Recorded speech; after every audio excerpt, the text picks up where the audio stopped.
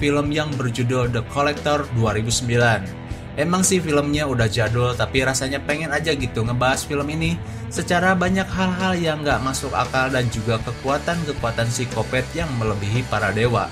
Agak-agak aneh gimana gitu ya. Untuk video ini kita akan bahas dan sedikit santuy ya. Oke, daripada berlama-lama, mari kita langsung saja ke pembahasan kita, dan jika kalian suka, seperti biasa, tinggal subscribe aja. Film ini diawali dengan scene sepasang kekasih tua yang baru saja pulang ke rumahnya dan menemukan sesuatu yang aneh. Sepertinya ada yang masuk ke rumah gitu. Dan ketika si lelaki sedang dalam keheranan, si wanita memanggilnya. Ternyata mereka melihat berangkas yang aneh, yang bertuliskan For the Collection. Dan tiba-tiba ketika mereka akan membuka peti itu, dari belakang muncullah psikopat yang menyerang bagai ninja. Dan film The Collector pun dimulai dengan gaya-gaya khas psikopat yang gua rasa nih psikopat bakalan susah mati. Singkat cerita, lalu scene beralih ke beberapa waktu kemudian. Terlihat banyak petugas kebersihan. Sepertinya ada seseorang yang baru saja pindah ke rumah itu.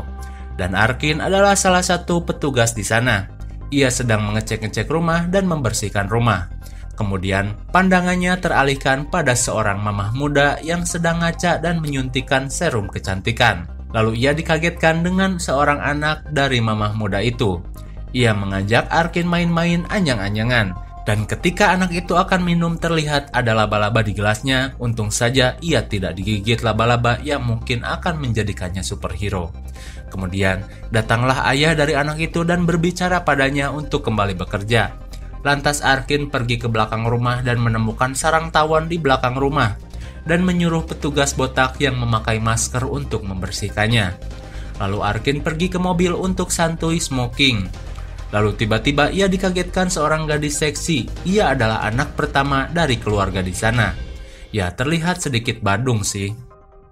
Arkin yang sudah menyelesaikan pekerjaannya lalu pulang dan dibayar dengan amplop berisi uang Rp25.000 yang di dalamnya termasuk bonus Rp5.000 bakal beli udud. Singkat cerita, Arkin pulang dan menemui anak tercintanya yang cantik jelita. Ia membelikan anaknya dari ladang kerjanya yang cuma Rp25.000 perak buat beli boneka. Terlihat Arkin sangat mencintai anaknya. Lalu tiba-tiba terdengar ribut-ribut dari belakang. Ternyata itu adalah istrinya. Ia kembali minta jatah sama Arkin. Ya, Arkin kasih uangnya dan bilang, "Nih beb, aku cuma dapat segini." Lalu dengan songongnya istrinya menjawab, "Hah, cuma segini? Mana cukup lah." Dasar cewek ya. Emangnya elu kalau kerja modal enak doang bisa dapat 500k dalam 10 menit. Lalu istrinya marah-marah dan bilang, ia punya hutang yang harus dibayarkan malam ini. Ia sudah tidak tahu harus bagaimana. Ia pun bilang, kalau lu gak bisa kasih biar gue cari sendiri. Ya, yang namanya laki pasti sayang dong sama istri. Dan bilang, lu emang utang apa? Ia gak mau jawab. Mungkin ia punya hutang kredit panci atau hutang bank emok, gue gak tahu juga sih. Yang jelas Arkin bakal berusaha sebelum tengah malam ia dapat duit. Ia terpikirkan untuk merampok rumah yang kemarin siang ia bereskan. Lalu ia menemui bosnya untuk memberikan restu. Dan bosnya memberikan peralatan dan meminta jatah 60-40. Lalu Arkin bergegas ke rumah itu dengan ketangkasan anak mudanya. Ia masuk ke rumah itu dengan mudah. Kemudian ia mencari di mana berangkas itu berada. Kemudian ia curiga dengan kaca yang sering dipakai si mamah muda yang kemarin. Lalu ia membuka dan benar saja ada berangkasnya. Lalu ia memulai untuk membuka berangkas itu. Namun tiba-tiba ia mendengar suara aneh seperti seseorang yang datang masuk ke rumah itu. Ia pun bersembunyi dan main petak umpet dengan seseorang yang bertopeng yang diduga itu adalah psikopat. Arkin berusaha kabur namun tiba-tiba loh kok terkunci dan kuncinya pun jadi banyak. Arkin heran dan segera mencari jalan lain. Namun karena ia teringat dengan janjinya kepada sang istri, ia nekat untuk meneruskan pencurian berangkas tersebut. Hingga pada akhirnya psikopat itu menghajar si pemilik rumah dan kejadian itu dilihat Arkin. Arkin berusaha mencari bantuan dengan menelpon, namun teleponnya sudah dikasih jarum. Anjay, di sini gua sedikit heran. Dalam waktu singkat, tuh psikopat bisa mempersiapkan segalanya. Dan Arkin yang berusaha lewat dari jendela pun tetap tidak bisa karena sudah dipalang dan dipasang jebakan penjepit dan itu melukai tangannya. Banyak sekali jebakan di sana-sini yang sudah dipersiapkan psikopat itu dalam waktu singkat.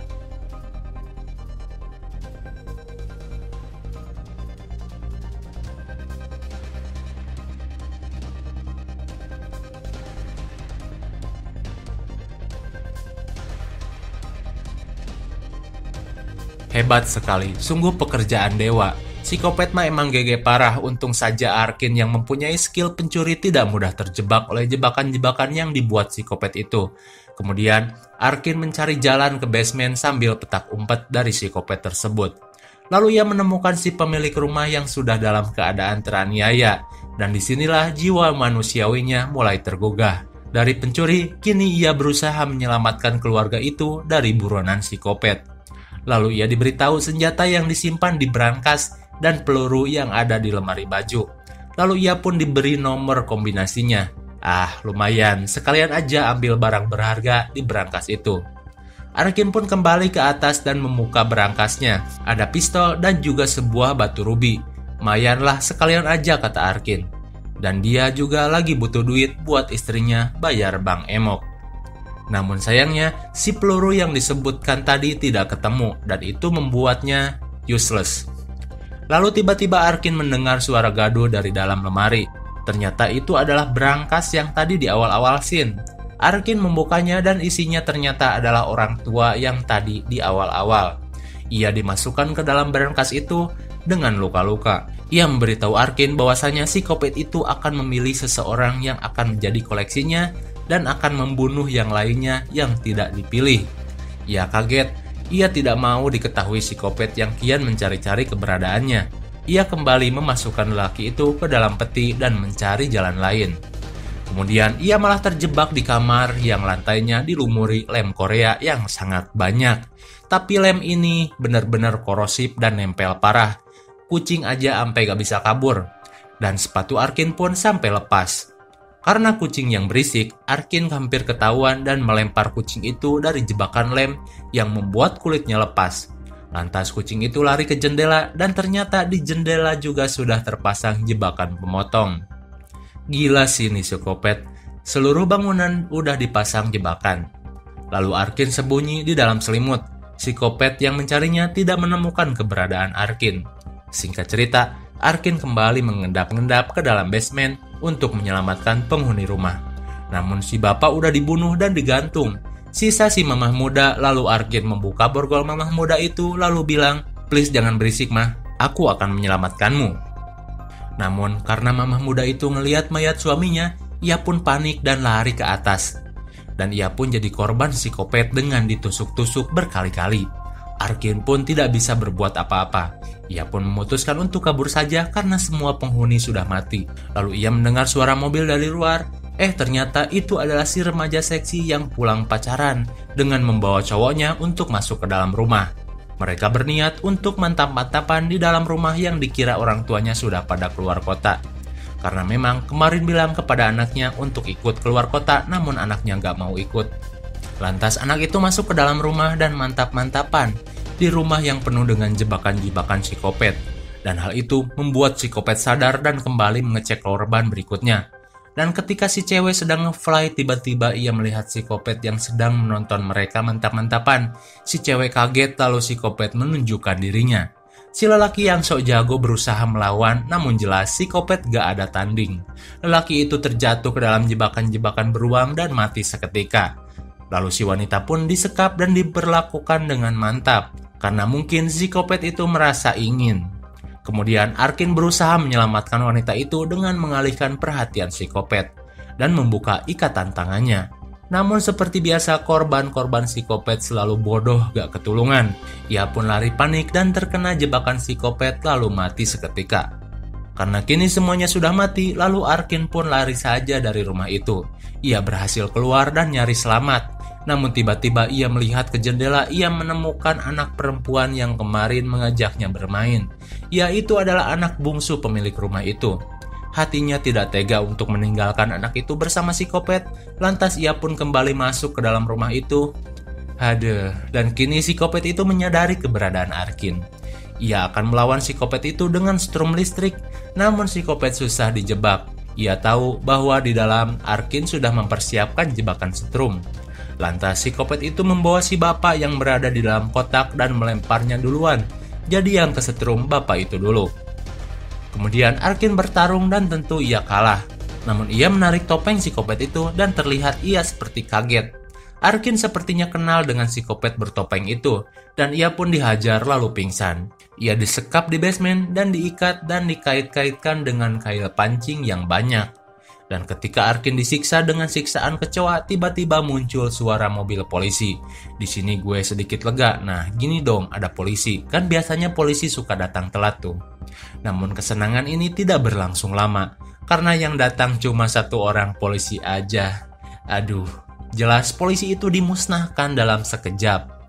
Arkin menggunakan kesempatan itu untuk lari dan menarik secara paksa kail-kail yang tertancap di badannya. Ia pun kabur membawa anak itu dan terjadi adegan kejar-kejaran dengan psikopat yang membawa anjing galak. Namun dengan ketangkasan anak muda Arkin, ia bisa mengalahkan anjing itu dan tersisa psikopat yang membawa shotgun polisi.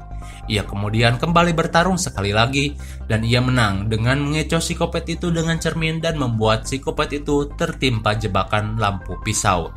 Namun seperti biasa, kematian psikopat tidak pernah dipastikan terlebih dahulu. Padahal ia ambil saja tuh shotgun, tembak ke kepalanya sampai pecah, udah ia bisa kabur dengan tenang. Namun ya namanya juga film. Ia memilih kabur dengan cara tergesa-gesa sambil membawa anak itu. Lalu ia melihat rombongan polisi dan berusaha menyetopnya, namun Arkin malah ketabrak. Lantas ia dibawa ke dalam ambulan dan si anak itu dibawa ke mobil polisi untuk diamankan. Arkin pun dirawat di dalam ambulan dan bertanya jam berapa ini. Si perawat menjawab jam 12 kurang. Arkin merasa lega karena ia bisa menempati janjinya kepada istrinya untuk membawakannya uang untuk bayar utang ke Bank Emok. Dan ketika Arkin akan menelpon istrinya, tiba-tiba mobil tersebut mengalami kecelakaan. Dan tebak, siapa yang datang? Psikopat Dajjal yang maha kuat.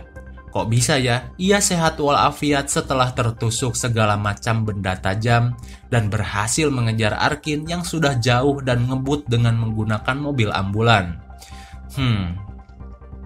Arkin yang sudah ripuh pun lantas dibawa ke dalam kotak brankas dan dijadikan koleksi psikopat. Dan film The Collector pun berakhir. Halah, kalian pasti penasaran siapa sih psikopat ini dan apa motifnya. Gue kasih tahu siapa psikopat ini meski nggak dikasih tahu secara official. Ini hanya berdasarkan penyelidikan gue aja. Kalian ingat ketika di awal-awal scene ada lelaki botak yang berjalan? Terus ketika Arkin bilang bahwa di belakang ada sarang tawon, Arkin berbicara pada seorang lelaki botak yang memakai masker. Nah, 90% gua yakin dia adalah psikopat tersebut. Karena Arkin mengenali orang itu dan di akhir scene psikopat itu menggunakan mobil petugas pembersih serangga. Motifnya, ya jelas ini mah orang sakit aja yang mencari korban untuk dikoleksi.